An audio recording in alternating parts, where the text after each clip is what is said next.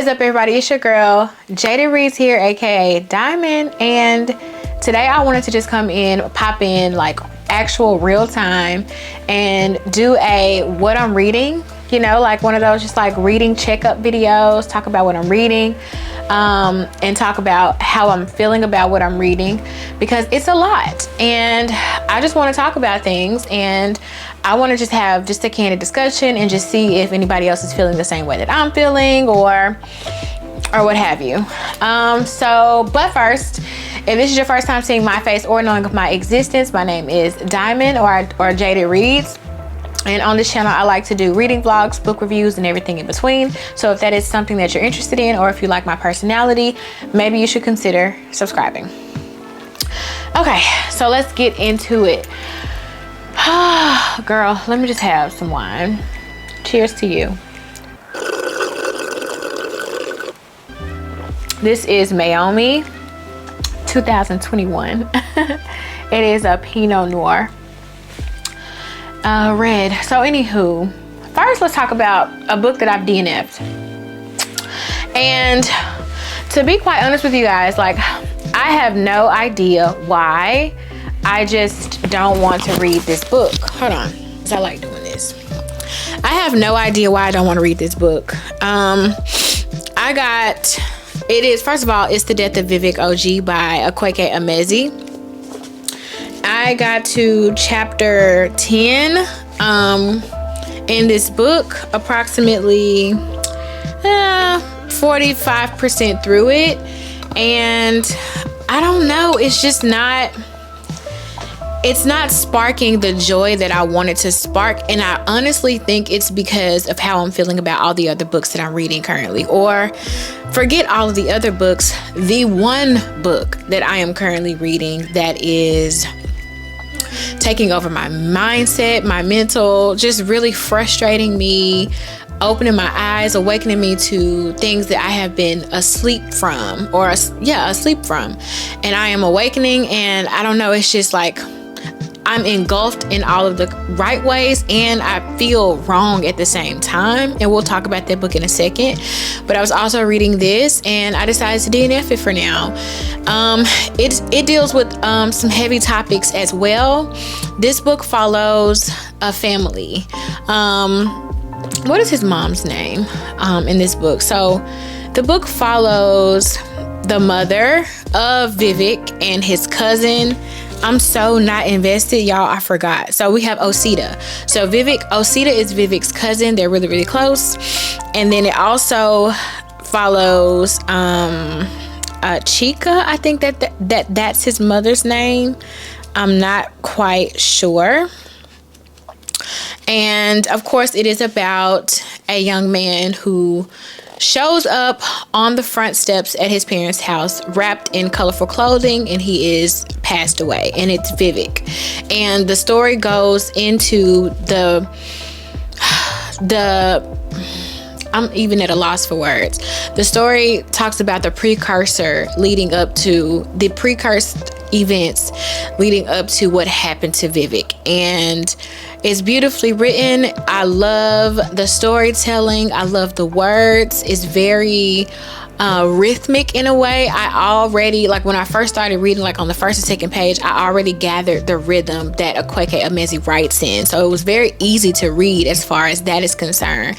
But going into, there's trigger warnings here for essay.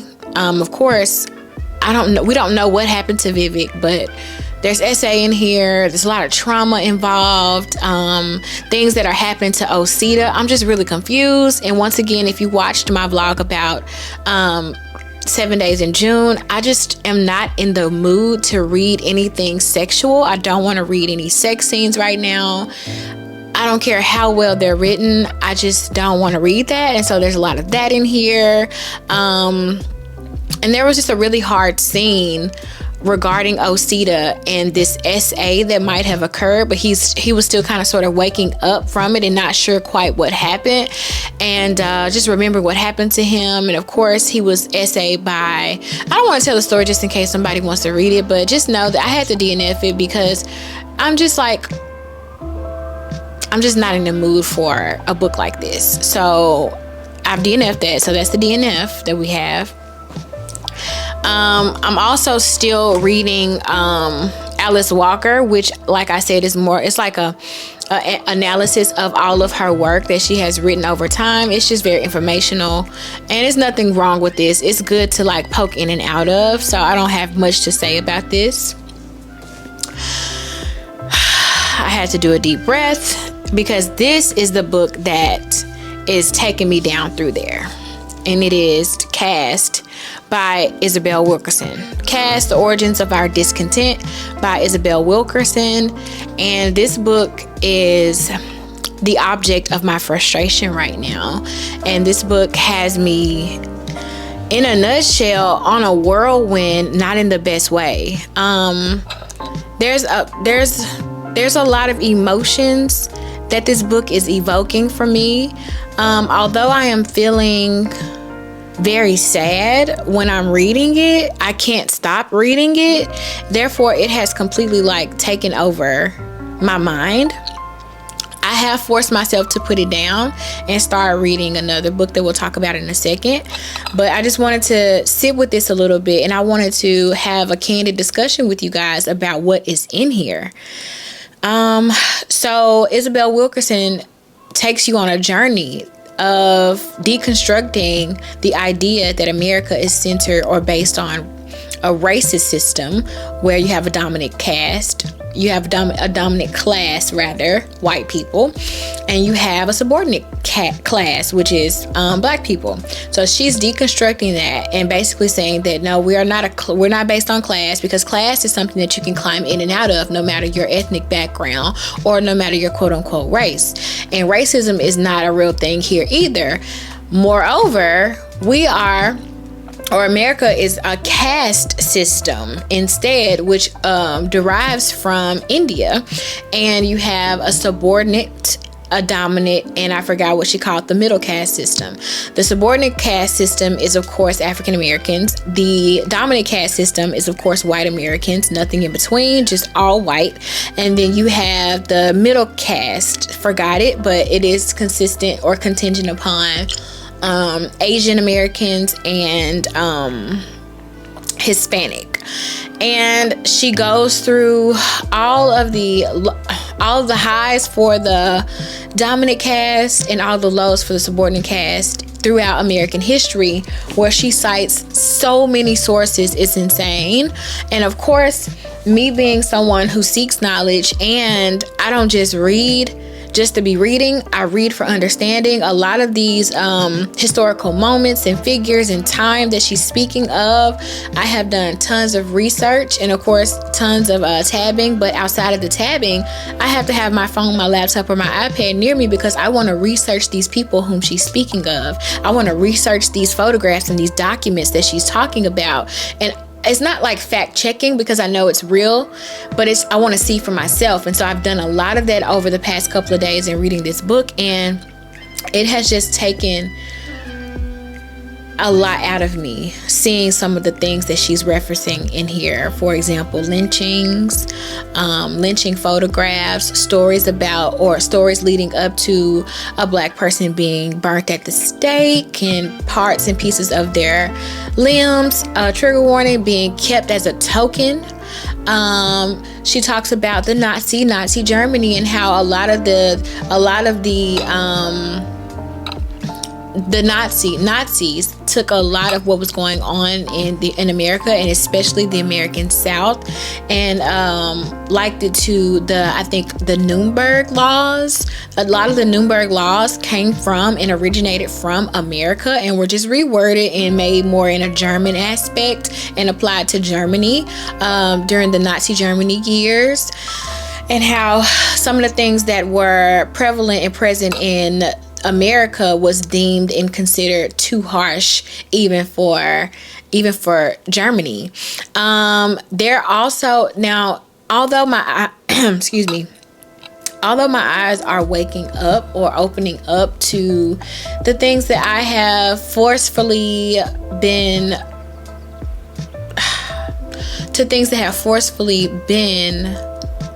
hidden from me throughout my educational years, my younger years, and things that I have just not thought about as an adult growing up and figuring out and finding my own way. Learning them now is extremely difficult and it's very hard. And that's just what I'm going through right now. And I also wanted to say that even though I understand what Isabel Wilkerson is doing here, my critical lens is still on. My critical glasses are on. And I don't quite agree with her construction of or her deconstruction of racism and switching it over to a caste system. Racism is still very much real in America, and that is what we are rooted in and centered on. But I get the whole supremacist movement and how I get what she's doing, but I'm still learning for myself, and I still have ideologies that I'm fixated on in my mind, and I probably have to do a little bit more research to kind of ground what my feelings and thoughts are and kind of like, I guess, gel or mesh the two, if I'm making any sense. And also, I haven't gotten like probably to the root of everything. Right now I'm still on the pillars of racism. So I'm on pillar number 5, occupational hierarchy, the Jadis and the mud seal. So yeah, you know, it's just a lot. And like I said, I'm so frustrated that I'm kind of lost on words, if you can't tell. Like, I am lost on words right now as far as what to really say about this book and the things that I truly feel about it. I'm perplexed. Like I said in my FaceTime live, I'm just a little perplexed, and I needed to get something a little bit more lighthearted to help me out. And so what I decided to do, which remember, and I talked about this when I talked about, this is The Assassin's Apprentice, by the way, the first book in the Farseer trilogy by Robin Hobb. Remember, I talked about this when I was reading Medicine Walk, and I also talked about this in my Bell Jar vlog. So I've started back up. So the last time I read this was in January, and I was on chapter 6. I am now on chapter 12. I'm on chapter 12. And it's a great book to take your mind away from what is caste, the origins of our discontent. So this follows Fitz and in his younger years, and Fitz is a bastard. His father is a prince who was next in line for the throne, named Chivalry, and it follows all of the aspects of what it is to be a bastard in court during this time period, during this world. And there's things about Fitz that are very unique, but he's not able to talk about. Like, he can talk to animals, for example. That's not a spoiler if I tell you that, but that's kind of frowned upon. The fact that you can talk to animals, read animals' minds, see through animals. He can do that, but quickly, early on, his overseer, whose name is Borage, told him, hey, that's something that we don't talk about. That's an old age thing, and people who have that gift, don't tell anyone, or basically you'll be killed. And also, he's I think it's called a scribe, and that's something that Borage doesn't know that's happening to him behind the scenes. He has another mentor named Chade, who is basically teaching him how to be an apprentice, an assassin. And so it just follows the story. He's a young man. I think he's about 15 or 14 or something right now, where I am in the book. And I'm really enjoying this a lot. I really love the storytelling. I really like how Robin Hobb has written this. Like I said, one of my issues was it was really slow paced and slow moving. But in starting it and picking it back up and reading 6 more chapters, I understand why she started off the way that she started off, because of course she's building up the character of Fitz, and there's so many other books where we get to know Fitz that you needed to kind of build up the world and have us understand everything that encompasses whatever the world is here. I totally forgot, as I have just been reading this and devouring it just to get my mind off of caste. I haven't made any tabs. I haven't done anything. I've just been reading it. And I've been just really enjoying this. And this has just been this has just been a breath of fresh air and something that I've just really needed to help me through. And I don't know who I thought I was, because honestly, I've never read a full month of Black authors. I just always mix the Black authors throughout the year. But deciding to devote the entire February to Black authors and the type of books, the genre that I like to read, it's just really tough. The books that I chose, they have been really tough. And I think the precursor to how Cass has been making me feel has definitely got to be Beloved. And like I said, I'm still forever grateful for that book. That book opened me up more to the things that I had been closed off from.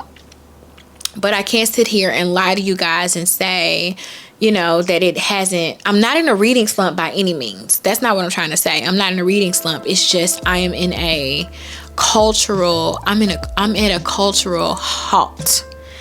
And that culture is, of course, being Black in America and the things that my ancestors have gone through and paved the way for me to be able to do now. And I'm just kind of just at a standstill on kind of what to do next, like as far as my voice is concerned, as far as my life is concerned.